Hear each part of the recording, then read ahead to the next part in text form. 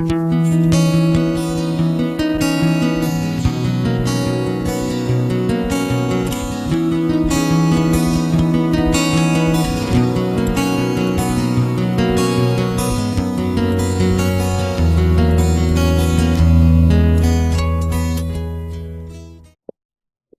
a comenzar entonces.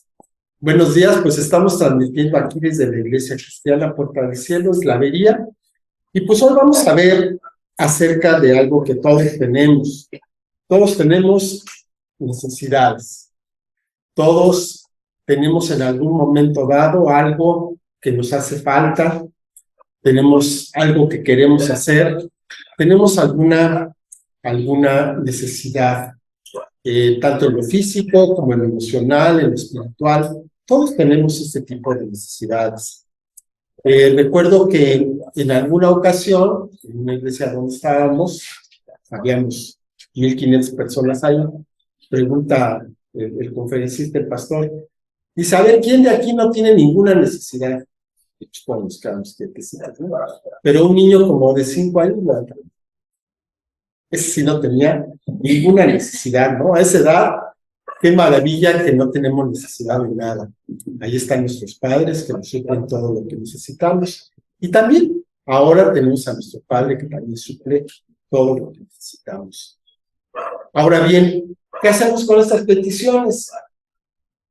Pues ahí está el punto interesante. Cuando tenemos una necesidad, ¿qué hacemos? Nos quedamos con esa necesidad, tratamos de resolverla, vemos con los amigos, con los compañeros, buscamos todos los medios a nuestro alcance, y ya cuando vemos que no hay de otra, entonces buscamos a Dios. Pues eso debería de ser exactamente al contrario. Porque si no buscamos primero a Dios, entonces quiere decir que nosotros estamos pensando que somos suficientes para resolverlo. Y solamente cuando la cosa está muy difícil, cuando nos damos cuenta de que no podemos hacerlo, entonces, como un plan de emergencia, llamamos a nuestro Dios. Cuando debería de ser exactamente lo contrario. Nuestra primera opción debería de ser buscar a Dios. Pero no lo hacemos. ¿Por qué? Pues porque un poquito puede ser una mezcla de muchas cosas. Un poquito no tenemos realmente una fe profunda en que Dios nos pueda ayudar. Pensamos que somos suficientes para hacerlo. Tenemos una falsa modestia. ¿Para qué molesto a Dios si yo lo puedo hacer? O de plano, nos negamos a admitir que no somos capaces de hacerlo. Entonces, cuando al fin llegamos a ese punto allá hasta el fondo, es cuando entonces levantamos nuestra voz a nuestro Dios. Y esto realmente lo que está mostrando son nuestras diversas actitudes, los motivos que tenemos incluso en nuestro corazón cuando hacemos una petición. Ahí es donde estamos buscando un tipo específico de resultado. Porque sabemos que Dios siempre responde, eso lo sabemos. Pero también sabemos que a veces no responde lo que necesitamos. Aquello que estamos pidiendo, no lo recibimos. Dice la palabra Santiago 4:3, piden y no reciben porque piden mal para gastar en sus deleites. Cuando estamos levantando nuestra oración a nuestro Dios, cuando le estamos pidiendo algo, ¿qué es lo que realmente queremos? ¿Qué es lo que estamos buscando con esa petición? ¿Cuál es en realidad nuestra necesidad? ¿Qué es lo que está allá dentro de nuestro corazón? Porque Dios mira el corazón, Dios mira las intenciones verdaderas que nos están motivando, aun cuando a veces nosotros mismos no las conocemos y nos autoengañamos. Y entonces, muchas veces tenemos ahí un egoísmo que está disfrazado de alguna manera de espiritualidad y que no nos permite ver cuál es la realidad en la que nos encontramos. Y nos podemos preguntar, cada quien en lo particular, ¿En quién confías? Realmente cuando tienes algún problema, ¿en quién confías? ¿Quién es aquella persona que tú esperas que te resuelva el problema? Yo recuerdo que hace tiempo, ya muchos años, yo pensé que había recibido una palabra de parte de Dios y que Él me había dicho, mira, lo que me pidas, yo no te lo voy a dar, pero te voy a dar el trabajo necesario para que con ese fruto tú puedas adquirirlo. Y yo me quedé confiado en que así había sido, en que esa había sido realmente palabra de Dios. Pero en estos días que estaba preparando esto, le pregunté y me dijo, no, pues eso no es lo que yo quiero. Yo soy suficiente como para darte lo que necesites. Tú no necesitas trabajar para hacerlo. Trabajas y está bien y tienes una gratificación por ello. Pero tu proveedor no es tu trabajo. Tu proveedor soy yo. Y entonces dije, caray, tantos años he estado perdiendo el tiempo siendo que ahí está Dios con su mano abierta para darme lo que quiera y no lo he considerado de esta manera. Y cuando yo lo pensaba sonaba muy espiritual, pero en realidad no lo era, porque lo que había en el fondo de esto es una autosuficiencia, ¿no? Es decir, pues Padre, yo sé que tú eres bueno, tú eres el proveedor, pero yo realmente no necesito nada. Yo, con lo que trabajo, con lo que hago, es más que suficiente. Y vemos en la Biblia a muchas personas que están orando, muchas personas que están orando.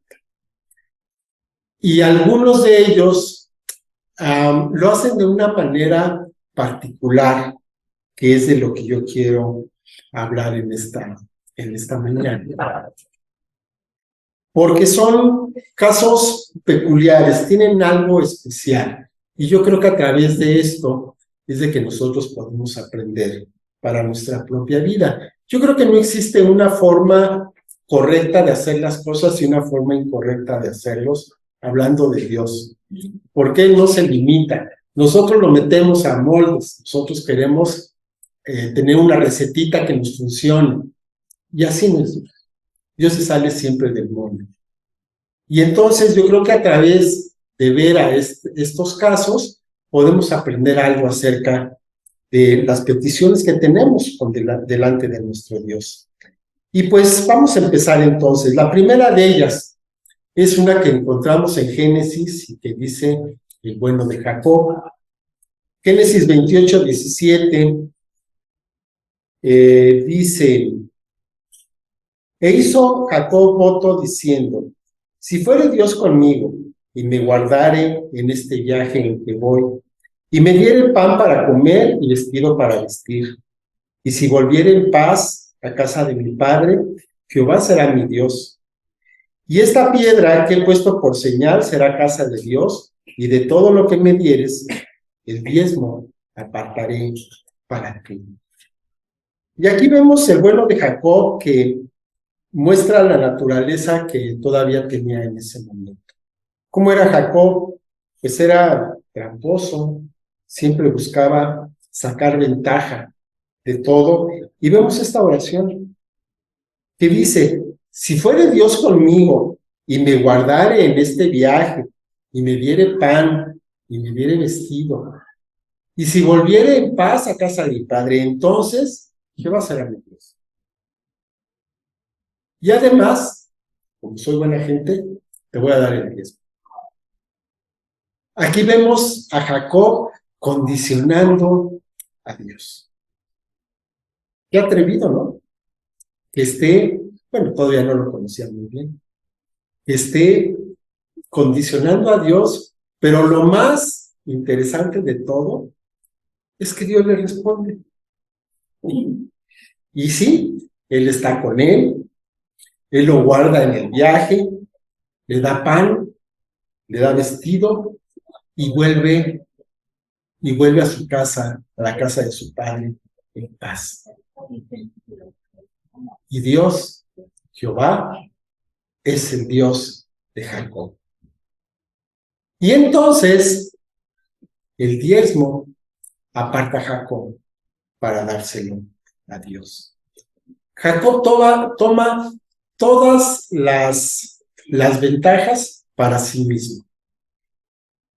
Y si todo sale bien, entonces iba a aceptar a Jehová como su Dios y entonces le iba a dar el diezmo.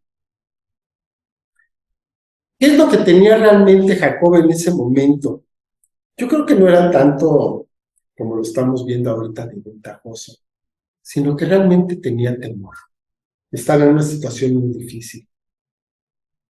Y él, pues aferrándose de lo que conocía, de que siempre había vivido de su propia forma y en su propio estilo, pues acaba de tener una visión en la que ve una puerta en el cielo.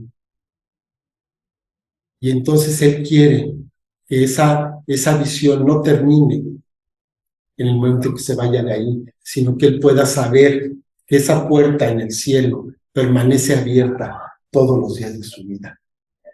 ¿Qué es lo que le está diciendo Dios en esta oración? Le está diciendo, quiero que esta puerta, estoy viendo, me acompañe cada día de mi vida. Quiero que a través de esta puerta yo te pueda ver y pueda ver tu mano sobre ti. Ese es el caso de Jacob. Muchos años después, vemos a una mujer, a una viuda, en una ciudad fuera de Israel, que conocemos como la viuda de Sarepta, no tenemos su nombre. Y su historia se narra en el primer libro de los Reyes. Y entonces ubicamos un poquito el asunto cómo estaba. Hay una gran sequía que viene como prueba al pueblo de Israel por el rey que había, que era un rey malvado. Entonces Elías habla juicio contra todo Israel. Y en medio de esta sequía que trae consigo una hambruna, es que Dios le dice a Elías que vaya a Sarepta, que ahí se va a encontrar una viuda y que lo va a sustentar. Entonces dice el primer libro de los Reyes, 17:8, dice, entonces ella fue e hizo como le dijo Elías y comió él y ella y su casa muchos días. Y la harina de la tinaja no escaseó y el aceite de la vasija menguó conforme a la palabra que Jehová había dicho por Elías. Aquí ni siquiera aparece el nombre de la mujer, no aparece tampoco la oración, no vemos qué fue lo que pidió, pero el caso es de que Dios habla primero con esta mujer. Antes de destruir a Elías, habla con esta mujer. Y entonces, cuando llega Elías, ella ya sabe lo que tenía que hacer. Y lo sustenta. Nada más tenía un puñado de harina, tenía un poco de aceite en una vasija, y estaba preparándose para hacer una última torta, un poco de pan con esos elementos, para entonces cocinarlo, darle un poco a su hijo, otro poco para ella, y dejarse morir porque no había más alimento. Elías le pide que estaba bien eso que estaba haciendo, está bien, pero primero me vas a dar de comer a mí, y después vas a tener aceite suficiente y vas a tener harina suficiente como para que puedas sostenerte tú y tu hijo, y además me vas a sostener. Una oración que no vemos, una necesidad tremenda por la que estaba pasando esta mujer, se estaba muriendo de hambre, pero que sin embargo, con una palabra de Dios, ella confía en que no le va a faltar el pan, en que ella no va a morir de hambre y tampoco su hijo. Otra más, la vemos un poco más adelante, en el segundo libro de los Reyes, con el rey Ezequías. El rey Ezequías, bueno, pues era un rey bueno, era un rey que buscó una relación con Dios, que llevó al pueblo de Israel a tener una buena relación con Dios. Y entonces, después de que Dios lo libra de ser invadido por Asiria, cae enfermo, gravemente enfermo.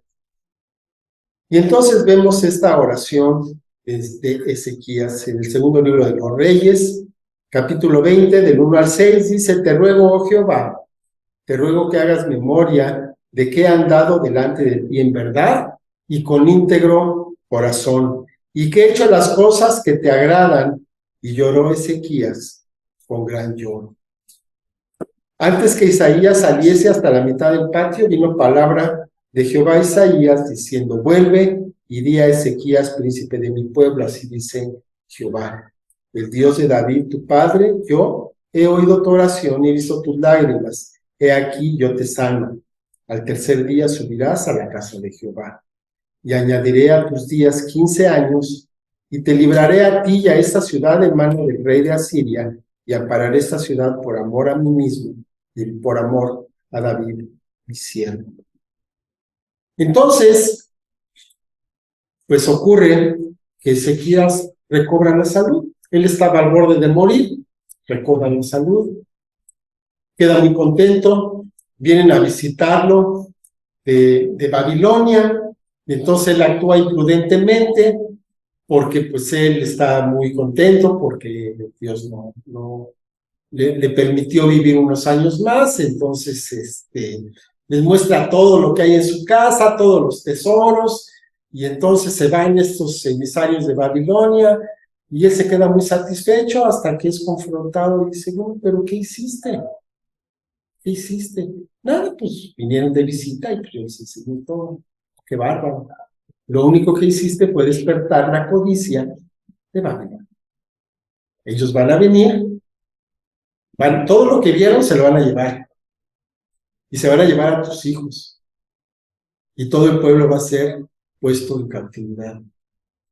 Y entonces Ezequías dice: bueno, está bien, dice, pero pues por lo menos no va a ser en mi tiempo, ¿no?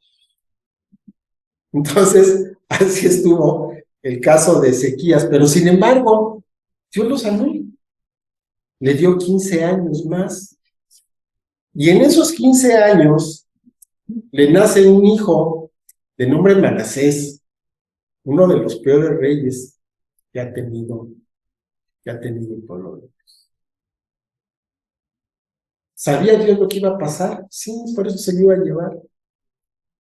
Pero le ruega Ezequías, entonces Dios le concede unos años más. Y en esos años nace este rey terrible. A veces no pensamos en lo que puede pasar, únicamente pensamos en nosotros mismos. Y este corazón, pues, egoísta, que tenía Ezequías, se muestra en las palabras finales que pronunció. Y de ahí nos vamos al Nuevo Testamento. En el Nuevo Testamento hay una oración que es muy curiosa. Se las voy a leer. Está en Hechos 12, del 11 al 15. Entonces resulta que los judíos toman a Pedro, lo encarcelan, lo amenazan de que lo van a matar. Y entonces todos los discípulos están escondidos, están orando, pero están escondidos. Y en medio de ese tiempo de oración, viene un ángel y libera a Pedro, lo saca de la cárcel. Y entonces dice Pedro que andaba así como que no sabía muy bien ni qué es lo que estaba pasando, y de pronto se encuentra ya en la calle, libre, y dice Hechos 12, del 11 al 15. Entonces Pedro, volviendo en sí, dijo: ahora entiendo verdaderamente que el Señor ha enviado su ángel y me ha librado de la mano de Herodes y de todo lo que el pueblo de los judíos esperaba. Y habiendo considerado esto, llegó a casa de María, la madre de Juan, el que tenía por sobrenombre Marcos, donde muchos estaban reunidos orando. Cuando llamó Pedro a la puerta del patio, salió a escuchar a una muchacha llamada Rode, la cual, cuando reconoció la voz de Pedro, de gozo no abrió la puerta, sino que corriendo adentro, dio la nueva de que Pedro estaba en la puerta. Y ellos le dijeron, estás loca. Pero ella aseguraba que así era. Entonces ellos decían, es su ángel. O sea, estás viendo visiones, mi niña. A ver, ¿por qué estaban orando los discípulos? Por la libertad de Pedro. Está Pedro a la puerta, le dicen, ahí está Pedro. Dice, no, hombre, estás loca, ¿cómo crees que está en la cárcel? Entonces, ¿para qué estaban orando? A veces oramos así, a veces oramos y ahí adentro de nuestro consciente, nuestro inconsciente, decimos, estamos orando, pero no va a pasar. Pues, ¿para qué oras? Ese es un caso impresionante. Es un caso impresionante de cómo Dios, independientemente de la falta de fe de los discípulos, concede esta oración porque así quería Dios. Dios quería que Pedro fuera libre. Independientemente de la oración de los discípulos, Pedro iba a quedar libre. Pero el punto interesante aquí es de que los discípulos estaban orando. Cuando ven la respuesta, no la creen. ¿Cuántas veces nosotros estamos orando por una situación y cuando vemos la respuesta, no es que no la creamos, ahí la tenemos? Pero decimos, esto fue porque le hablé a fulano de tal y entonces él me ayudó con este asunto, ¿no? O, qué buena suerte. O quién sabe qué pasó, pero sanó. Pues estás orando por eso. No reconocemos lo que Dios está haciendo en nuestra vida o en la vida de personas que están cercanas a nosotros. Y esto no es otra cosa más que falta de visión, falta de preparación de lo que estamos haciendo, de que nosotros mismos tengamos consciente el asunto que estamos poniendo delante de nuestro Dios, que Dios es capaz, por supuesto, de darnos una respuesta favorable. Nehemías, ¿quién era este Nehemías? Bueno, Nehemías era el copero del rey de Babilonia, no, de Persia, perdón. Y entonces él se entera de que Jerusalén pues todavía está en ruinas, que el templo todavía está destruido, le duele en el corazón. Y cuando entra a la presencia del rey para cumplir con su servicio, entonces el rey se da cuenta que está triste y le pregunta, ¿qué tienes? Le explica lo que está pasando. Y entonces aquí vemos en Nehemías 2:4, me dijo el rey, ¿qué cosa pides?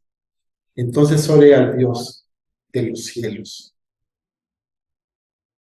Nehemías ya sabía lo que iba a pedirle al rey. Oró al Dios de los cielos, claro, pero él ya sabía qué era lo que le iba a pedir al rey. Él estaba preparado. Si el día de hoy Dios te dijera, ¿qué quieres? ¿Qué le dirías? Si estuvieras delante de una persona de gran autoridad y gran peso económico, político, como quieras, y te dijera, ¿qué quieres? ¿Qué le dirías? ¿Tenemos preparada la respuesta? Yo creo que no. Hace muchos años trabajaba en un lugar, estaba vendiendo cursos de inglés. Entonces teníamos pues te dan ahí una formulita, ¿no? Te empiezas a hablar y haces tu discursito para presentar el producto y todo eso. Entonces una vez un compañero, estaba muy joven, era un chamaco, se lo hizo fácil y fue a Teléfono de México. Y ahí, de alguna manera, él se fue colando, se fue metiendo, pasó los filtros y llegó a la oficina del director general, de Carlos Slim. Y dijo que lo quería ver. Y lo más curioso de todo, le dijo que sí. Y lo pasó. Y estaba en la oficina solito delante de él. Y entonces le dijo Carlos, a ver, ¿qué se le ofrece? Y entonces, pues, digo, chavito, empezó a recitarle todo el asunto del jugo. Nada más el otro se sonrió y le dijo, está ahorita no, muchas gracias. Puedes retirar. Lo que le hubiera pedido, se lo hubiera casado.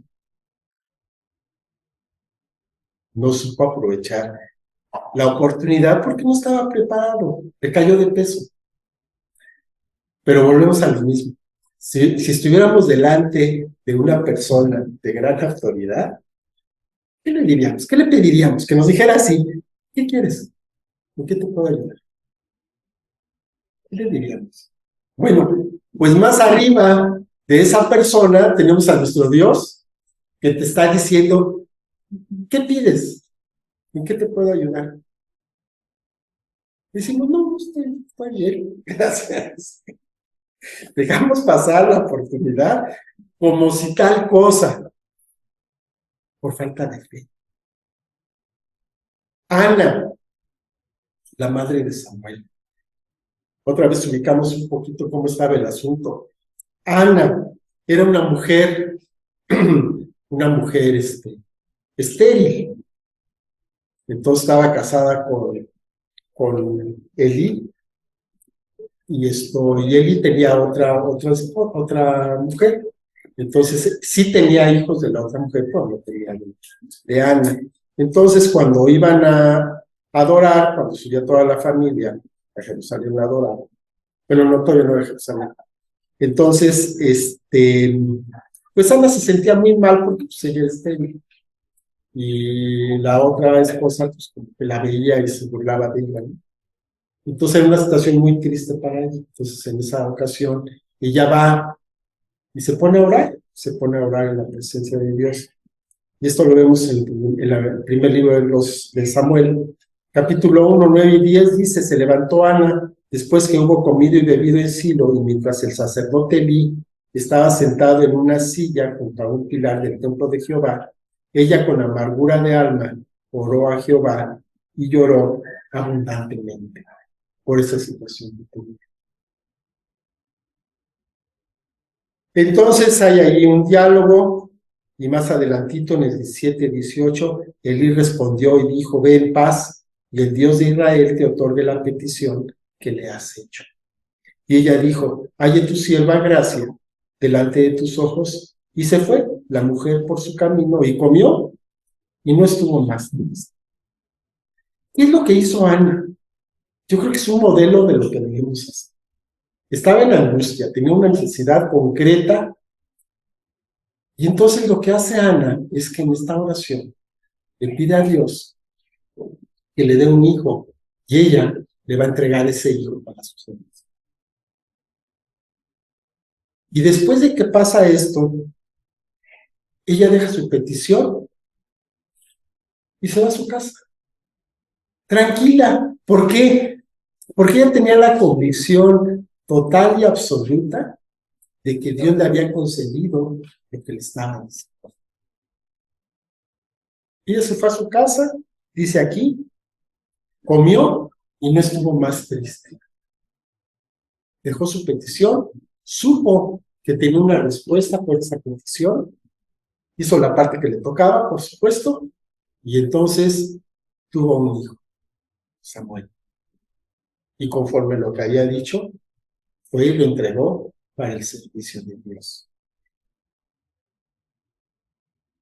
¿Nosotros qué hacemos? ¿Nosotros cómo pedimos? Bueno, primero, ¿pedimos?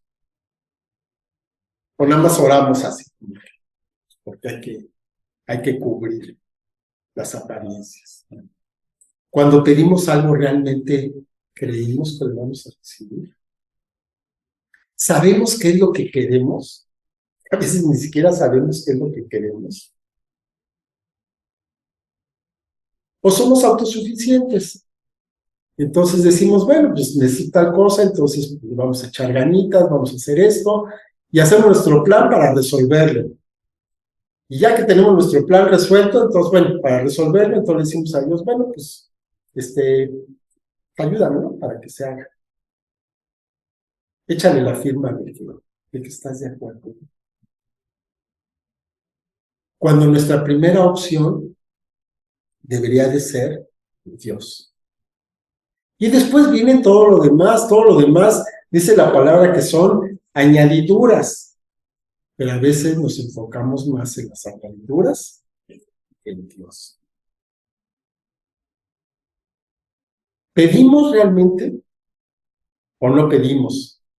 Porque en mi caso, reconocer mi necesidad cuesta trabajo. Y por lo tanto, como no reconozco mi necesidad, pues entonces no la pido. Porque yo creo tener que soy suficiente para obtener todo lo que necesito. Entonces, no reconozco las limitaciones, no reconozco la ayuda. Y es necesario pedir ayuda. Estás delante del Rey y te está diciendo en qué te puedo ayudar. Pues pídele. Hace un momentito estábamos hablando del REC y en una de los puntos ya al final teníamos que hacer algún tipo de actividad y no podía. Y lo intenté una vez y una segunda y nada. Y una tercera y nada. Y yo veía una mano que estaba ahí. Estaba aquí la mano de otra persona para ayudarme. Pero yo no la quería tomar. Yo lo quería hacer solo. Yo puedo. Pues no pude. Y entonces, ¿qué hice? Terminé tomando la mano y entonces ya pude seguir adelante. A veces nos cuesta trabajo reconocer nuestras limitaciones. Nos cuesta trabajo reconocer que necesitamos ayuda. Hace unas semanas en un congreso nos estaban compartiendo una visión de que pues hagan de cuenta que iba volando o flotando esta persona y entonces iba pasando por lugares y en esos lugares había carros y había casas y había muebles y había todo lo que se les ocurra. Y entonces pues le pregunta a Dios, bueno, ¿esto qué? Dice, bueno, pues todo esto está esperando a ver quién me lo pide. Nadie me lo pide, pues yo aquí lo tengo.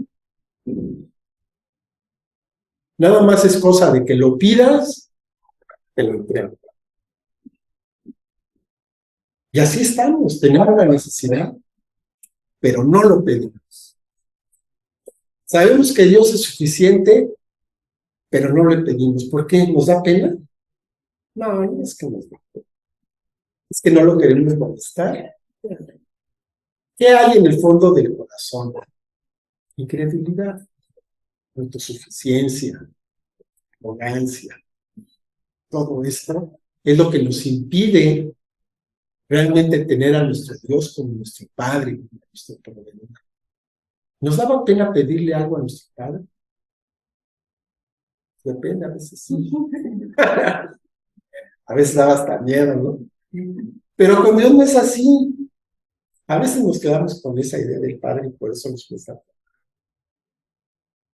Pero Dios tiene más que darnos de lo que nosotros podemos pedir. Vamos a pedir sin miedo, con convicción. Vamos a ver. Padre bendito, te pido perdón, Señor, antes que nada. Ay, Señor, por esta autosuficiencia que todavía tengo, esta falta de humildad, Padre, para pedir ayuda. Te pido, Señor, perdón por esto. Te pido, Señor, que me ayudes a reconocerte como proveedor, como más que suficiente, Señor, como quien realmente está detrás de todos los bienes y detrás de todas de esa suplencia, Señor, de todas las necesidades que puedo tener, Padre, para mí, para mi familia, para toda la gente, Señor, que está cerca de mi Padre. Te pido perdón, Señor, y te pido que esas puertas, esas ventanas de los cielos que están abiertas, se manifiesten, Padre, en este momento, en mi vida, en la vida, Señor, de mis hermanos, para que las necesidades que tengamos de cualquier tipo, Señor, espirituales, físicas, emocionales, familiares, sentimentales, todas esas necesidades, Señor, sean suplidas por ti, Padre. Lo creemos, Señor. Creemos que tú eres nuestro proveedor. Reconocemos humildemente nuestras necesidades, nuestras carencias, y te pedimos, Señor, que tú suplas con abundancia, como tú lo sabes hacer, porque tú, Señor, no te limitas para lo que tienes para tus hijos, y nosotros somos tus hijos. Te doy gracias, Padre, por tu misericordia, por tu fidelidad, por tu amor, Señor, por tu gracia. Te doy muchas gracias, en el nombre de Jesús. Amén. Amén. Bueno, pues muchas gracias por estar con nosotros, que Dios los bendiga, y vamos a creer, vamos a atrevernos a pedir sin miedo, porque no vamos a ser ni rechazados ni avergonzados. Hasta luego. Bendiciones.